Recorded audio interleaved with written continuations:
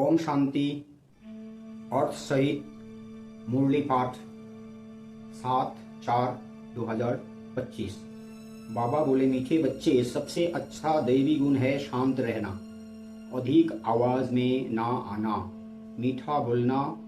तुम बच्चे अभी टॉकी से मूवी से साइलेंस में जाते हो, इसलिए अधिक आवाज में ना आओ।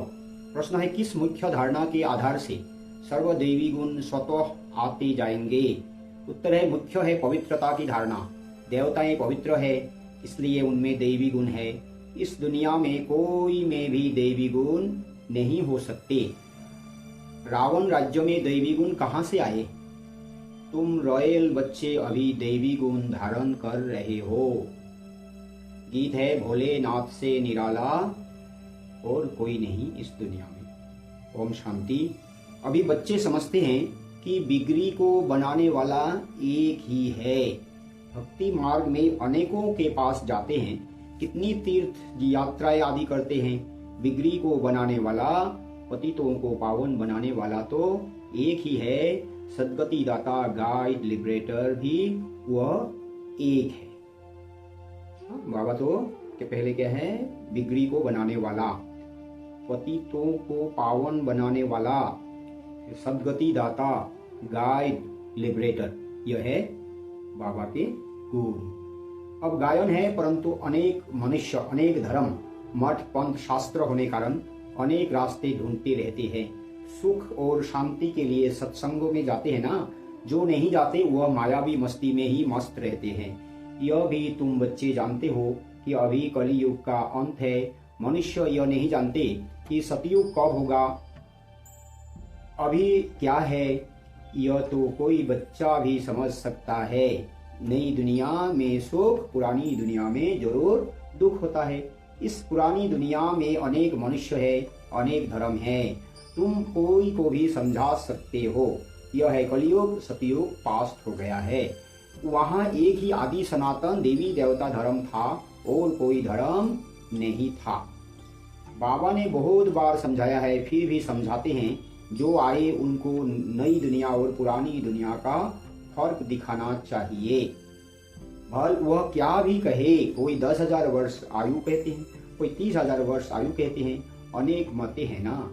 अब उन्हों के पास तो है ही शास्त्रों की मत, अनेक शास्त्र, अनेक मत, मनुष्यों की मत है ना। शास्त्र भी लिखते तो मनुष्य है ना, देवताएं कोई शास्त्र नहीं लिखते। सतयुग में देवी देवता धर्म होता है, उन्हों को मनुष्य भी नहीं कहा जा सकता। तो जब कोई मित्र संबंधी आदि मिलते हैं तो उनको बैठ यह सुनाना चाहिए। विचार की बात है, नई दुनिया में कितने थोड़े मनुष्य होते हैं, पुरानी दुनिया में कितनी वृद्धि होती है। सतयुग में सिर्फ एक देवता धर्म था, मनुष्य भी थोड़े थे। देवी गुण होते ही हैं देवताओं में, मनुष्य में नहीं होते हैं। तब तो मनुष्य जाकर देवताओं के आगे नमस्ते करते हैं ना, देवताओं की महिमा गाते हैं। देवी गुण क्या है? पवित्रता, अंतर्मुखता, नम्रता, निर्भयता, धैर्यता, सहनशीलता, मधुरता और हर्षित मुक्ता। मनुष्य में देवी गुण हो ना सके। कोई कहे फलाने में बहुत अच्छे देवी गुण है, बोलो नहीं, देवी गुण होते ही है देवताओं में, क्योंकि वह पवित्र है।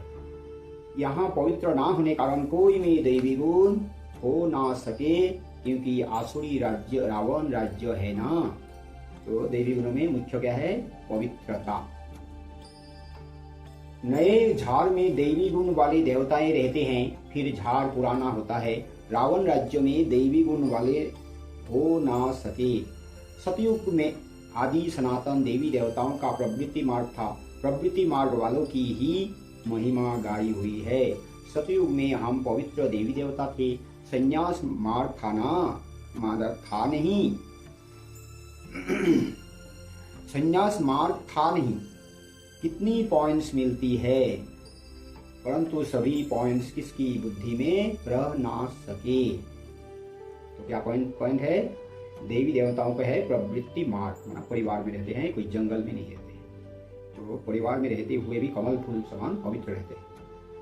तो दैवी गुण धारण नहीं करते हैं, एक ही दैवी गुण अच्छा है, जास्ती कोई से ना बोलना, मीठा बोलना, बहुत थोड़ा बोलना चाहिए, क्योंकि तुम बच्चों को टॉकी से मूवी से साइलेंस में जाना है, तो टॉकी को बहुत कम करना चाहिए। जो बहुत थोड़ा धीरे से बोलते हैं तो समझते हैं यह रॉयल घर का है, मुख से सदैव रतन निकले। सन्यासी अथवा कोई भी हो तो उनको नई और पुरानी दुनिया का कंट्रास्ट बताना चाहिए। सतयुग में दैवी गुण वाले देवताएं थे, वह प्रवृत्ति मार्ग था। तुम सन्यासियों का धर्म ही अलग है, फिर भी यह तो समझते हो ना, नई सृष्टि सतोप्रधान होती है, अभी तमोप्रधान है। आत्मा तमोप्रधान होती है तो शरीर भी तमोप्रधान मिलता है।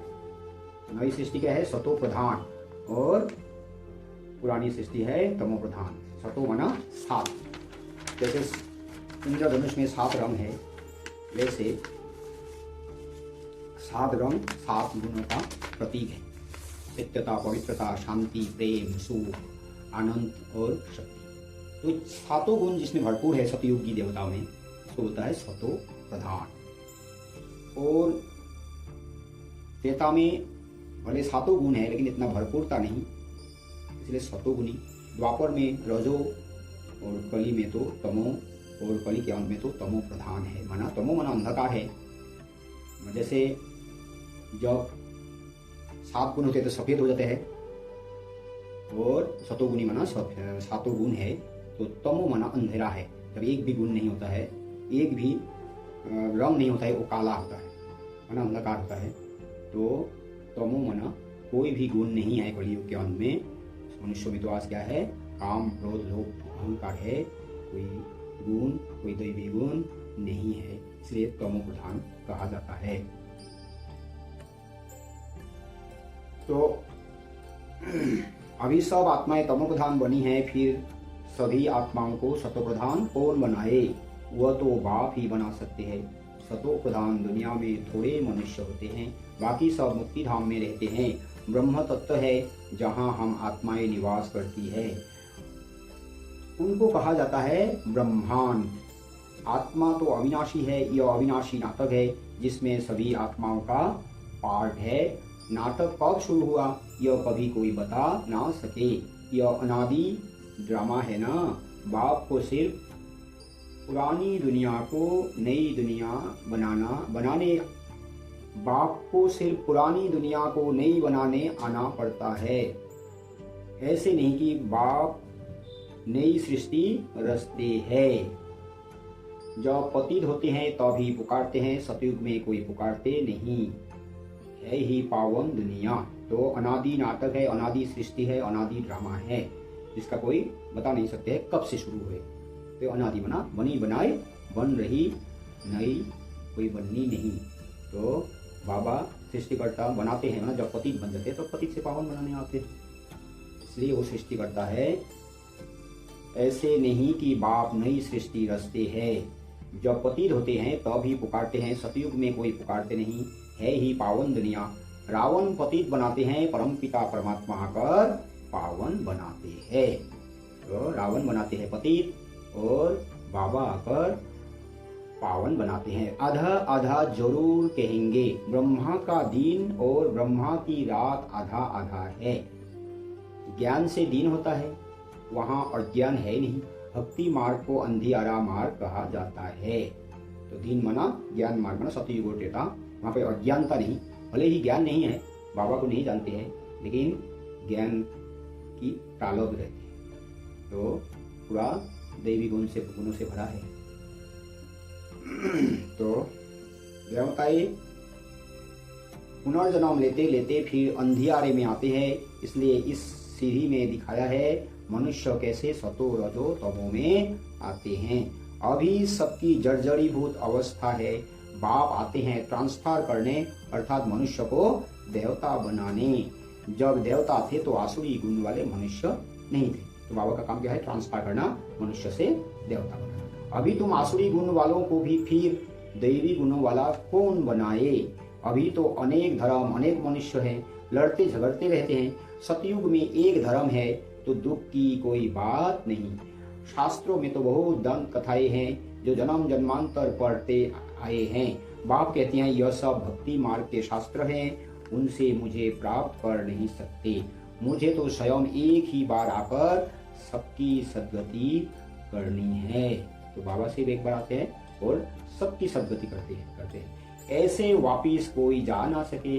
बहुत धैर्य से वेद समझाना चाहिए, हंगामा भी ना हो। उन लोगों को अपना अहंकार तो रहता है ना, साधु संतों के साथ फॉलोअर्स भी रहते हैं। झट कह देंगे इनको भी ब्रह्मा कुमारियों का जादू लगा है। सयाने मनुष्य जो होंगे वह कहेंगे यह विचार करने योग्य बातें हैं ना। बाबा बोलते ना विचार करो, मैं क्या बताता हूँ शास्त्रों में, तुम्हारे गुरुओं ने क्या बताया है। मेले प्रदर्शनी में अनेक प्रकार के आते हैं ना, प्रदर्शनी आदि में कोई भी आए तो उन्हें बड़े धैर्य से समझाना चाहिए। तो धैर्य से क्या समझाना चाहिए? पहले तो बाबा बोलते हैं बाबा का परिचय देना है। जैसे बाबा धीरज से समझा रहे हैं, बहुत जोर से बोलना नहीं चाहिए। प्रदर्शनी में तो बहुत इकट्ठे हो जाते हैं ना, फिर कह देना चाहिए आप कुछ टाइम देकर एकांत में आकर समझेंगे तो आपको रचयिता और रचना का राज समझाएंगे। रचना के आदि मध्य अंत का ज्ञान रचयिता बाप ही समझाते हैं। बाकी तो सब नेति ही करके जाते हैं। बाकी तो सब नेति ही करके जाते हैं। कोई भी मनुष्य जा ना सके। कौन है नेति बोलने वाला है? ऋषि मुनि बोले। तो क्या है? रचना के आदि मध्य अंत का ज्ञान रचयिता बाप ही समझाते हैं। ज्ञान से सद्गति हो जाती है, फिर ज्ञान की दरकार नहीं होती। यह नॉलेज सिवाय बाप के कोई समझा ना सके। तो ये राजयोग का जो ज्ञान है समझाने वाला सिर्फ एक बाप है। समझाने वाला कोई बुजुर्ग होगा तो मनुष्य समझेंगे, यह भी अनुभवी है। जरूर सत्संग आदि किया होगा। कोई बच्चे समझाएंगे तो कहेंगे यह क्या जाने। तो ऐसे को बुजुर्ग का असर पड़ जा सकता है। बाप एक ही बार आकर यह नॉलेज समझाते हैं, तमो प्रधान से सतो प्रधान बनाते हैं। माताएं वेद उनको समझाएंगी तो खुश होंगे। बोलो ज्ञान सागर बाप ने ज्ञान का कलश हम माताओं को दिया है, जो हम फिर औरों को देते हैं। बहुत नम्रता से बोलते रहना है। शिव ही ज्ञान का सागर है जो हमको ज्ञान सुनाते हैं ना। बहुत नम्रता से बोलते रहना है। शिव ही ज्ञान का सागर है जो हमको ज्ञान सुनाते हैं। कहते हैं मैं तुम माताओं द्वारा मुक्ति जीवन मुक्ति के गेट्स खोलता हूँ और कोई खोल ना सके। तो बाबा दो चीजों के गेट्स खोलते हैं, वो है मुक्ति और जीवन मुक्ति के, और कोई खोल ना सके। हम अभी परमात्मा द्वारा पढ़ रहे हैं, हमको कोई मनुष्य नहीं पढ़ाते हैं। ज्ञान का सागर एक ही परम पिता परमात्मा है। तो ये जो वेद का ज्ञान सुना रहे हैं, सुनाने वाला परम पिता परमात्मा है, ज्ञान का सागर है। मनुष्य राजयोग का ज्ञान नहीं सुनाते। तुम सब भक्ति के सागर हो। भक्ति की अथॉरिटी हो ना कि ज्ञान की। ज्ञान की अथॉरिटी एक मैं ही हूँ। महिमा भी एक की करते हैं, वही ऊंचते ऊंच है, हम उनको ही मानते हैं, है ना। तो भक्ति की अथॉरिटी हो ना कि ज्ञान की। ज्ञान की अथॉरिटी एक मैं ही हूँ, बाबा बोलते हैं। ज्ञान की अथॉरिटी एक बाबा ही है। महिमा भी एक की करते हैं, वही ऊंचते ऊंच है, हम उनको ही मानते हैं। ऐसे बाबा के बारे में बताया। वह हमको ब्रह्मा तन से पढ़ाते हैं, इसलिए ब्रह्मा कुमार कुमारियां गाए हुए हैं। ऐसे बहुत मीठे रूप में वो वेद समझाओ। भल कितना भी पढ़ा हुआ हो, ढेर प्रश्न करते हैं। पहले तो बाप पर ही निश्चय कराना है। क्या करना है? पहले बाप पर निश्चय। पहले बाबा का सही परिचय दो, फिर निश्चय बिठाओ कि बाबा कौन है, बाबा आया हुआ है। तो पहले तुम यह समझो रास्ता बाप है वा नहीं। सभी का रचयिता एक ही शिव बाबा है, वही ज्ञान का सागर है। बाप टीचर सदगुरु है। पहले तो यह निश्चय बुद्धि हो कि रस्ता बाप ही रचना के आदि मध्य अंत का ज्ञान देते हैं, वही हमको समझाते हैं। वह तो जरूर राइट ही समझाएंगे, फिर कोई प्रश्न उठ ना सके। बाप आते ही हैं संगम पर, सिर्फ कहते हैं मुझे याद करो तो पाप भस्म हो जाए। हमारा काम ही है पतित को पावन बनाने का। अभी तमो प्रधान दुनिया है, पतित पावन बाप बिगर कोई को जीवन मुक्ति मिल न सके। सभी गंगा स्नान करने जाते हैं तो पतित ठहरे ना। मैं तो कहता नहीं हूँ कि गंगा स्नान करो, मैं तो कहता हूँ माँ में का याद करो। तो बाबा कभी भी भक्ति करने नहीं डायरेक्शन नहीं देते हैं। तो बाबा क्या है, मैं तो कहता हूँ माँ में का याद करो। मैं तुम सभी आशिकों का माशूक हूँ। सभी एक माशूक को याद करते हैं। रचना का क्रिएटर एक ही बाप है। वह कहते हैं देही अभिमानी बन मुझे याद करो, तो इस योग अग्नि से विक्रम विनाश होंगे। तो अपने को आत्मा समझ मुझ बाप को याद करना ना, देही अभिमानी होकर बाबा को भी याद करना है, आत्मा को याद नहीं करना है कि मैं आत्मा हूँ आत्मा हूँ। सब योग के समय के काम नहीं है। यह योग बाप अभी ही सिखलाते हैं, यह योग बाप अभी ही सिखलाते हैं, जबकि पुरानी दुनिया बदल रही है।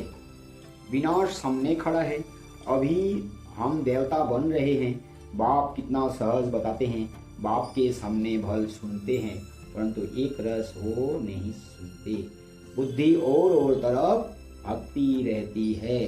भक्ति में भी ऐसे होता है, सारा दिन तो वेस्ट जाता है, बाकी जो टाइम मुकर्रर करते हैं उसमें भी बुद्धि कहाँ कहाँ चली जाती है। सबका ऐसा हाल होता है। माया है ना, सबका ऐसा हाल होता होगा। माया है ना। कोई कोई बच्चे बाप के सामने बैठे ध्यान में चले जाते हैं, यह भी टाइम वेस्ट हुआ ना, कमाई तो हुई नहीं हुई। बाप तो कहते हैं याद में रहो जिससे विक्रम विनाश हो। ध्यान में जाने से बुद्धि में बाप की याद नहीं रहती है। इन सब बातों में बहुत घोटाला है। तो क्या है, ध्यान में चले जाना क्या है, टाइम वेस्ट हुआ, कमाई कुछ नहीं। कमाई में ना एक तो विक्रम विनाश होते हैं, फिर बाबा से गुण और शक्तियाँ आ जाती है। तो ध्यान में जाने से बुद्धि में बाप की याद नहीं रहती है। इन सब बातों में बहुत घोटाला है।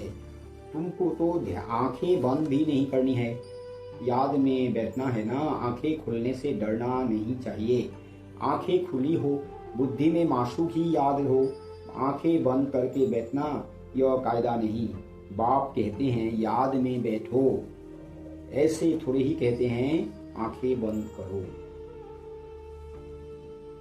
आंख बंद कर कान ऐसे नीचे कर बैठेंगे तो बाबा कैसे देखेंगे। आंखें कभी बंद नहीं करनी चाहिए।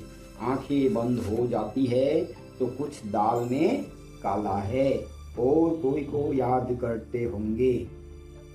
बाप तो कहते हैं और कोई मित्र संबंधियों आदि को याद किया तो तुम सच्चे आशिक नहीं ठहरे। सच्चा आशिक बनेंगे तभी उस पर पाएंगे। सच्चा आशिक बनना है तब उस पर पाएंगे। मेहनत सारी याद में है। देह अभिमान में बाप को भूलते हैं, फिर धक्के खाते रहते हैं। और बहुत मीठा भी बनना चाहिए, वातावरण भी मीठा हो, कोई आवाज नहीं। वातावरण भी मीठा हो ना, शांत हो, कोई आवाज नहीं। कोई भी आए तो देखे बात कितनी मीठी करते हैं। बहुत साइलेंस होनी चाहिए, कुछ भी लड़ना झगड़ना नहीं तो जैसे बाप टीचर गुरु तीनों ही निंदा कराते हैं, तीनों की निंदा कराते हैं, वो फिर पद भी बहुत कम पाएंगे। बच्चों को अब समझ तो मिली है। बाप कहते हैं हम तुमको पढ़ाते हैं उच्च पद पाने, पढ़कर फिर औरों को पढ़ाना है। खुद भी समझ सकते हैं हम तो कोई को सुनाते नहीं हैं तो क्या पद पाएंगे। किसी को सुनाएंगे नहीं तो क्या पद पाएंगे। प्रजा नहीं बनाएंगे तो क्या बनेंगे। योग नहीं ज्ञान नहीं तो फिर जरूर पढ़े हुए के आगे बड़ी ढोनी पड़ेगी। तो प्रजा नहीं बनाएंगे तो क्या बनेंगे। राजा राजयोग सीखने आए हैं तो हम तो राजा बनने के लिए, लेकिन उसके लिए तो एक शर्त क्या है कि प्रजा बनानी है। ज्ञान नहीं तो फिर जरूर पढ़े हुए के आगे बड़ी ढोनी पड़ेगी, है ना। तो अभी जो ज्ञान नहीं लेंगे पवित्र तो रहेंगे तो फिर वो क्या होगा, स्वर्ग में तो आएंगे, लेकिन वो पढ़े हुए के आगे क्या करेंगे, थोड़ी ढूंढेगा उनके माल मत्र को उठाएंगे। अपने को देखना चाहिए, इस समय नापास हुए कब कम पद पाया तो कल्पांतर कम पद हो जाएगा। बाप का काम है समझाना, नहीं समझेंगे तो अपना पद भ्रष्ट करेंगे। कैसे किसको समझना चाहिए वो भी बाबा समझाते रहते हैं। जितना थोड़ा और आहिस्ते बोलेंगे उतना अच्छा होगा। बाबा सर्विस करने वालों की महिमा भी करते हैं ना, बहुत अच्छी सर्विस करते हैं तो बाबा की दिल पर चढ़ते हैं, है ना। बाबा की दिल पर चढ़ते इसलिए तो बाबा मुरली में बता देते हैं ये बच्चा बहुत सर्विस है। सर्विस से ही तो दिल पर चढ़ेंगे ना। याद की यात्रा भी जरूर चाहिए तभी शतप्रधान बनेंगे। सजा जास्ती खाएंगे तो पद कम हो जाएगा। पाप भस्म नहीं होते हैं तो सजा बहुत खानी पड़ती है, पद भी कम हो जाता है, उसको घाटा कहा जाता है। यह भी व्यापार है ना, घाटे में नहीं जाना चाहिए। दैवी गुण धारण करो, ऊंच बनना चाहिए। बाबा उन्नति के लिए किस्म किस्म की बातें सुनाते हैं। अब जो करेंगे सो पाएंगे, तुमको परिस्तानी बनना है, गुण भी ऐसे धारण करने हैं। अच्छा, मीठे मीठे सिकी लधे बच्चों प्रति माता पिता बाप दादा का याद प्यार और गुड मॉर्निंग। रूहानी बाप की रूहानी बच्चों को नमस्ते। हम रूहानी बच्चों की रूहानी माता पिता बाप दादा को भी याद प्यार गुड मॉर्निंग और नमस्ते नमस्ते नमस्ते। धारणा के लिए मुख्य सार है, किसी से भी बहुत नम्रता और धीरे से बातचीत करनी है। बोल चाल बहुत मीठा हो, साइलेंस का वातावरण हो, कोई भी आवाज ना हो तब सर्विस की सफलता होगी। सच्चा आशिक बन एक मासूक को याद करना है। याद में कभी आंखें बंद कर कान नीचे करके नहीं बैठना है, देही अभिमानी होकर रहना है। वरदान है, सर्व खजानों को स्व के प्रति और औरों के प्रति यूज करने वाले अखंड महादानी भव।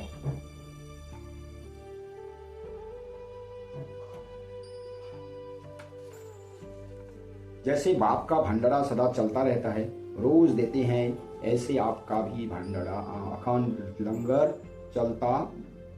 चलता रहे, क्योंकि आपके पास ज्ञान है। ज्ञान का, शक्तियों का, खुशियों का भरपूर भंडारा है।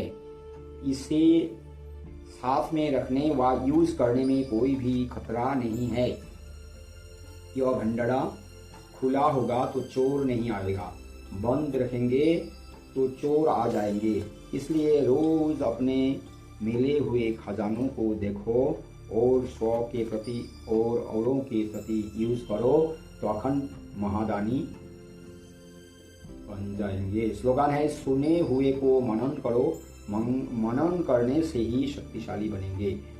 अव्यक्त तो इशारे है, कंबाइन रूप की स्मृति से सदा विजयी बनो। सेवा और स्थिति, बाप और आप, यह कंबाइन स्थिति, कंबाइन सेवा करो तो सदा फरिश्ते स्वरूप का अनुभव करेंगे। सदा बाप के साथ भी हैं और साथी भी है, यह डबल अनुभव हो। स्व की लगन में सदा साथ का अनुभव करो और सेवा में सदा स्वार्थी का अनुभव करो, साथी का अनुभव करो। अच्छा।